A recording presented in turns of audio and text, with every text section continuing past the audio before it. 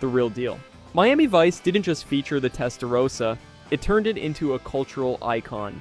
Every Friday night, millions of Americans watched Don Johnson cruise through Miami in this white Italian stallion, and suddenly everyone wanted one.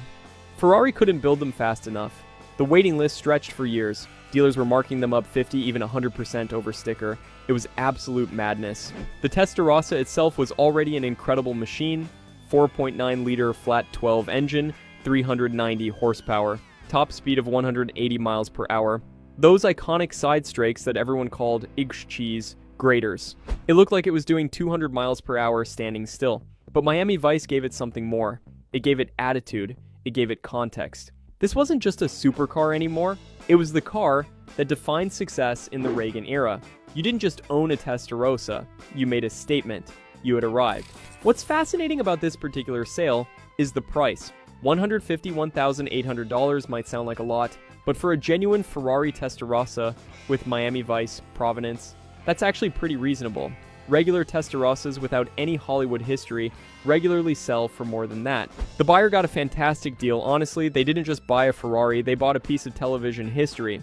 Every time they fire up that flat 12, they're transported back to 1986 Miami. The neon lights, the synthesizer music, the pastel suits, it's all there in that car. And unlike a lot of movie cars that get thrashed during production, this one was actually babied. Ferrari was very protective of their image, even back then. They made sure these cars were properly maintained during filming. So not only do you get the Hollywood connection, you get a well-preserved example of one of Ferrari's most iconic models. That's a win-win in anyone's book. Number 8. 1992. Peterbilt 379. Optimus Prime stunt truck. $121,000. Number 8 takes us from Italian supercars to American big rigs. This 1992. Peterbilt 379, one of the actual Optimus Prime stunt trucks from Transformers, sold for $121,000.